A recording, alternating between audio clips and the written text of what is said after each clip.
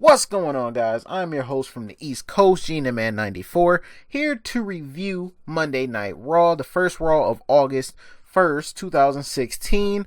Let's get right into the show. I really enjoyed the show. I thought it was pretty good. You know, a lot of rivalries were started, a lot of storylines continued and progressed. So, yeah, it was a pretty good Raw. Pretty good matches as well. So, let's get right into it. Raw kicked off with Sasha Banks coming out to a nice ovation to celebrate her win over Charlotte last week. She was just out there talking about how it's been her dream to be women's champion and all this good stuff. Charlotte came out to interrupt her, of course, said she got lucky. Said she was only a one-night stand, just kind of like at the prom or something like that. Sasha was making fun of her because she beat her last week, saying, you know, you're looking a little dry without your championship. And was just like, you know, if it wasn't for Ric Flair's one-night stands, you probably wouldn't exist. So, you know, she let her have it. She was teasing her, making fun of her, saying, you know, I'm champion now. You thought I would never beat you, all this stuff. And Chris Jericho came out and interrupted Sasha Banks and just was telling her to be quiet 1,000,000,001 times. And it was hilarious. Chris Jericho was just funny, man. He came out, you know, trying to defend Charlotte, saying she's royalty and she should be respected as such. Says she's already done more in her career in 2 years than Ric Flair has done over his whole entire career. And Ric Flair been around for a long time, so that's a long time. That's a very long time. So, he was just talking a whole bunch of mess to Sasha and just pretty much saying she got lucky and she don't deserve to be champion and all this other stuff. So then Enzo came out to her defense without Big Cass. It was just him by himself. He got in the ring and then he started flirting with Sasha. You know, he was just like, you know, how you doing? And, you know, just spitting his game, man. My boy Enzo was out there working. He was out there working, spitting his game. And then, Chris Jericho and Charlotte, you know, they got mad at him and just was trying to, you know, stop his flow or whatever. Because, you know, him and Sasha were going back and forth. You know, Sasha was feeding into it. They was both flirting with each other, saying, how you doing? And, you know, the normal gimmick. So then, once they interrupted them, Enzo was like, look at what we got here. Cup of haters? And he called him a cup of haters. And it was just hilarious, man. Enzo on the mic is just golden. Like, I think this was just a trial run for him to see how he would do without Big Cass, and he's just excellent. He can go toe-to-toe with anybody on the mic. I would love to see him go against The Rock on the mic. That would be a promo of all promos. I swear it would. I haven't seen mic skills like this in a long time. But, yeah, you know, they were flirting with each other and all this good stuff, and, Jericho started making fun of how Big Cass talked. He was like, where's your friend Big Cass so he can spell it out for you? And, you know, just started making fun of him. And Enzo told Jericho, he's like an iPhone message that someone sees that, you know, the 3 little dots that somebody's typing, except you never send the message at all. And then you have all this anticipation just to be disappointed. And that's what he said it sounds like when Jericho is talking. I'm just like, man, his metaphor game is just on point, man. He is just insanely good on the mic. It amazes me. So then, you know, Mick Foley came out and made it a mixed tag match. So, you know, they had a nice little match. It was good, though. Enzo and Sasha was doing their thing, you know, diving out the ring and pretty much handling Jericho and Sasha. Jericho was running away from Enzo to tag Charlotte in. He like crawled over to the corner and like hugged her to tag her into the match. Chris Jericho's funny, man. He's hilarious. The match was going good though. It looked like Sasha and Enzo were going to win for a minute because Sasha was going to hit the bank statement on Charlotte. But then Dana Brooke, of course, had to come out, interfere in the match. Sasha got distracted. Charlotte hit the natural selection on her, and they won. But after the match, Enzo got hit with the code breaker by Chris Jericho after he went to go check on Sasha. And then Big Cass came out. He was like, yeah, I heard all that smack you talking, and then you want to attack my boy after the match? Yeah, you about to get this big boot real quick. And Chris Jericho got the hell out of there.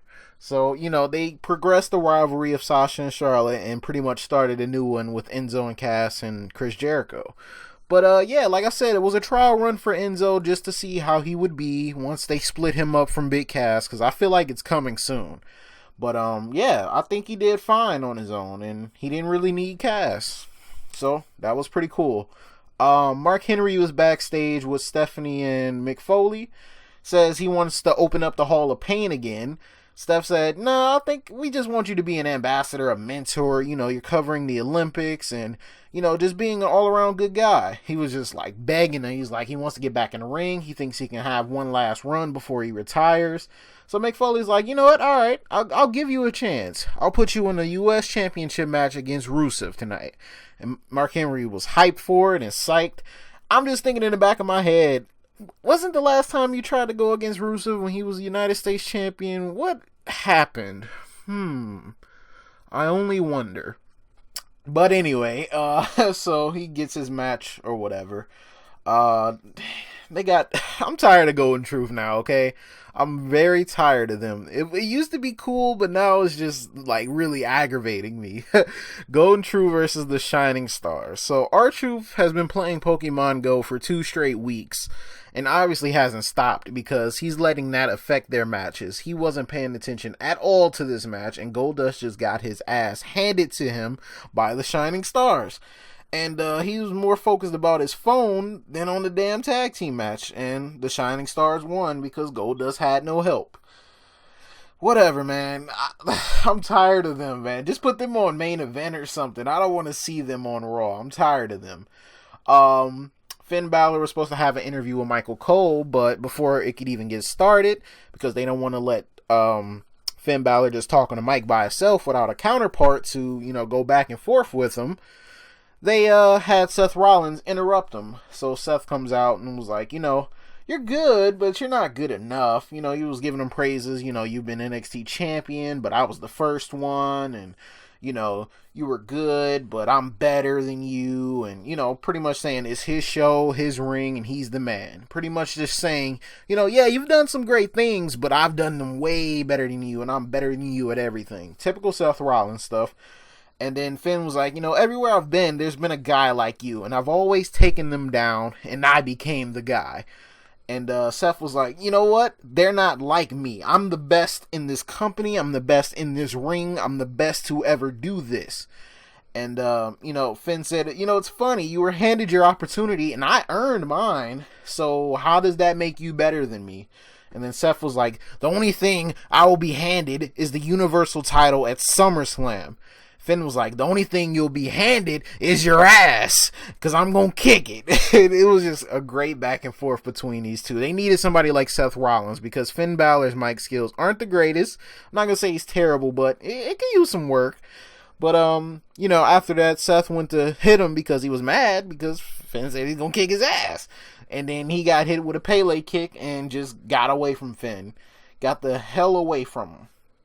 But he did say he was going to face Sami Zayn later in the night and make an example of him and prove why he's the man and why he can't be stopped. So now it's the Rusev versus Mark Henry match. And if you remember the last time Rusev faced Mark Henry, I already knew what the result was going to be. Rusev beat him with the accolade. He couldn't clinch it in like he normally does, though, because Mark Henry a big dude. But yeah, Rusev won. But after the match was interesting. Very interesting, because Rusev's next opponent for the United States Championship came out. Roman Reigns, the Roman and the Reigns, came out to confront Rusev. Rusev was just trying to leave the ring. Reigns wouldn't let him, and then they started fighting. And, you know, Rusev was trying to escape after they fought for a little bit, and then Reigns chased him outside and hit him with a Superman punch. So Roman Reigns is no longer in the main event scene. He's now going for the mid-card championship, the United States Championship. Now, I'm curious, if they're really stopping his push like they said they are, will Roman Reigns lose to Rusev at SummerSlam? I don't know.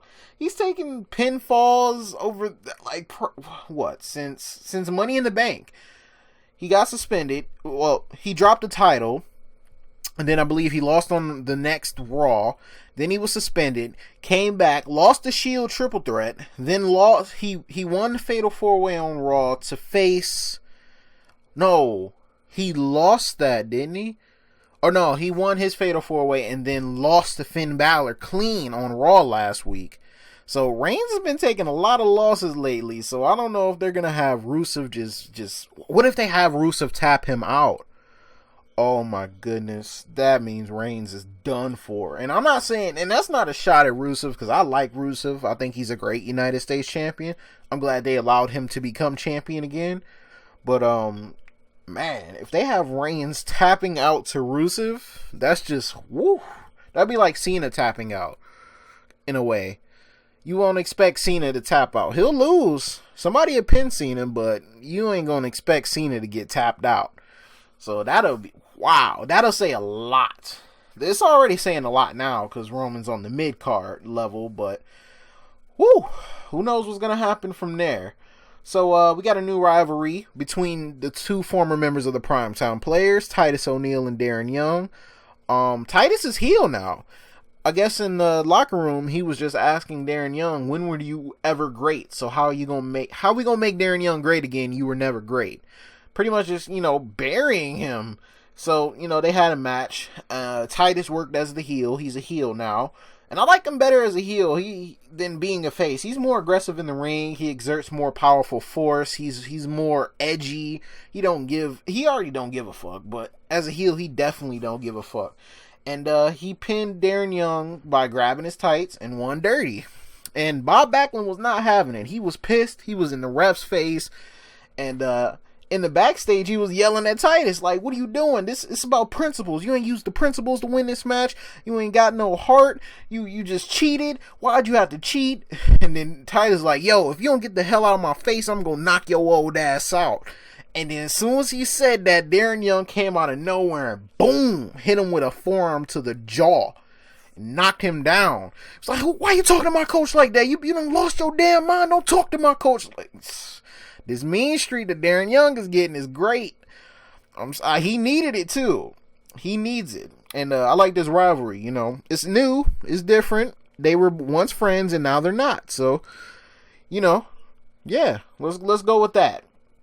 Let's see. Cesaro and Sheamus were in the office mad that Mark Henry just got a random title shot against Rusev and, they haven't gotten anything. So Mick Foley makes a match between them two later because they're both pissed. And the winner of that match, whoever impresses them will get a future title shot. I don't know if it's against Rusev or for the main title, but whatever. Nia Jax had another enhancement match with some girl named Ariel Monroe. She absolutely dominated this girl. They're going to have her have these squash matches for a couple weeks. Just like Braun Strowman. He squashed some other guy tonight as well. I forgot who he was. I don't really care. They're going to have them win for the next couple of weeks until they find a rivalry to put them in. That's fine with me. Whatever. I like what they're doing with Braun, though. They're getting him away from the Wyatt family. They changed his look a little bit, made him his own person, got him his own theme song, so he's completely away from the Wyatt family. They don't even mention the Wyatts when he's in the ring anymore. They just put it over how big he is and how dominant he is, and I believe that's the right way to do it for him. Tom Phillips backstage with Sami Zayn, talking about his match with Rollins and, how Rollins said he's going to use him to prove a point. And Zayn was like, he's known Seth for years, and his biggest problem is he runs his mouth too much. And he was like, Seth has something to prove? Well, I got something to prove. Let's see. After that, I think it was New Day versus the Club, except one member of New Day couldn't be at ringside. They would just have the regular 2-on-2 and the odd man out, which was Xavier, because they drew fruit to see who would be the odd man out. They had 2 oranges and a banana, and they took it way too far with the innuendo. Oh my god. They had Big E and Kofi on the outside with the oranges, and then they had Xavier with the banana just like leaning towards them. It was like, nope, that's too much. They always get to that edge of, going overboard, and then they just stop it. New Day is hilarious. But, unfortunately for them, they're going to lose at SummerSlam. They're going to lose. Because the Club is coming for them. It don't matter if it's 2 of them or 3 of them, the Club is coming. But, the Club lost this match. Big E caught them slipping. They were doing the too sweet hand gesture. Big E rolled up Carl Anderson and got the win, but after the match, knew they caught that L, and the club beat them up. They beat them up. It looked like Big E was hurt too. I don't know if that's just storyline wise or because maybe they're going to throw Xavier in there at SummerSlam and Xavier's going to lose it for them, maybe leading to a breakup by them or, you know, some tension between them. I don't know what they're going to do there, but yeah, they got beat up after the match. Next we had Cesaro versus Sheamus. Good big man match between these two. You know, they're both strong. They're both, you know, on the taller side, and, you know, they wanted that future opportunity at a title shot, so they went at it with each other. It was kind of like a brawl for real. These two, you know, didn't hold any punches against each other and trying to kill each other pretty much. But Cesaro, man, that man is impressive. I'm sorry, he is. Man, I think he should be a candidate for Superstar of the Year as well. There's one I'm going to talk about in a little bit, but yeah, Cesaro is definitely one of them. And he countered like a what was Sheamus going for? I think he was going for white noise or something. He countered that and hit the neutralizer on Sheamus and picked up the victory on him. I guess they were brawling though when they went to commercial, because they came back and they were, you know, being restrained by refs and security and everything. Then Heath Slater and a returning Jinder Mahal gets into the ring, who got no-sold, by the way. And Mick Foley came out and was like, you know, neither of you guys are on the roster, so what are you here for? And Heath was like, you should sign us both, 2-man band. Yeah, baby, you can't break the band up. I'm the hottest free agent. Let's go, let's do this. Sign us both. And then Mick was like, you know what? I'm going to make a match. Whoever wins the match between you two gets a roster spot. All right, go. And he was like, no, we're not going to fight each other. We're friends. Come on, just sign us both. We can both be on Raw and it'll be fine. By then, the ref got in the ring and Jinder's like, yeah, ring the bell so I can get this victory. Heath turned around, caught a kick to the face, and that was all she wrote. So Jinder Mahal's now on Raw, and I can tell you maybe 0 people who care. Because nobody cares. Nobody cares about Jinder Mahal at all. I don't know why they brought him back. He was never relevant in the first place.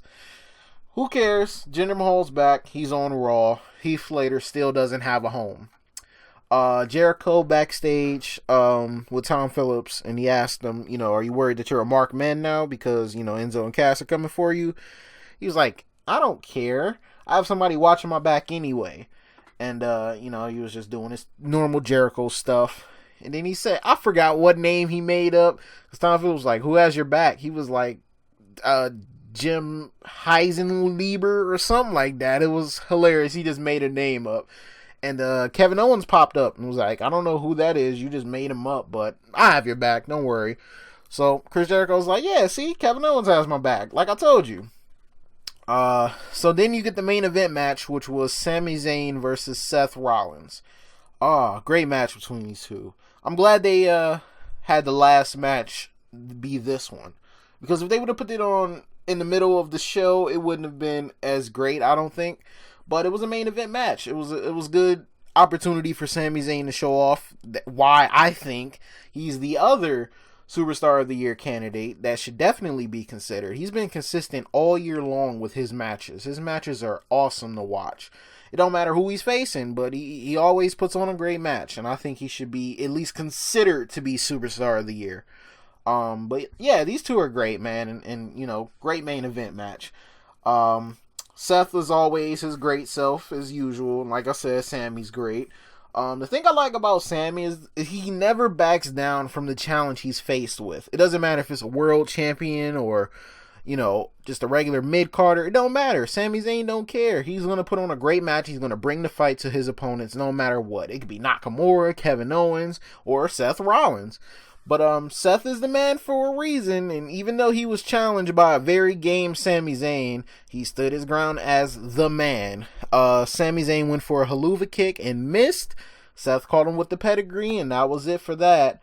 But like I said, a great main event. I really enjoyed the match. It kept me focused on it Raw went by pretty fast, though. Over the past 2 weeks, Raw's been going by pretty fast. I don't know what it is, but it don't seem like it's that long. Usually, well, maybe it's because it's entertaining. Because normally when Raw's boring, it's dragging on, and I just don't care. But yeah, like I said, Raw was entertaining tonight to me, other than Golden Truth. Didn't care about that. So Raw ended with Brock Lesnar returning to Raw. Paul Heyman brought him out, of course, and dropped one of his famous promos saying, Brock will entertain you at SummerSlam, but his form of entertainment isn't the same way WWE's form of entertainment is. He's gonna, take him to Suplex City and pretty much just destroy Randy Orton. He was just talking shit about Randy Orton. Like, his theme song says, I hear voices in my head, so how many of them voices told you to challenge Brock Lesnar? And he's gonna, suplex him all, I don't know, man, whatever. Typical Brock Lesnar shit. And, Paul was just on his A game, just dogging Orton. Like, what are you gonna do, Randy? You gonna hit him with an RKO? I heard it takes only one. You ain't gonna do nothing to Brock Lesnar, because Brock Lesnar is a beast. And he's just talking this shit, and then Randy Orton comes out and RKO's Brock Lesnar out of nowhere.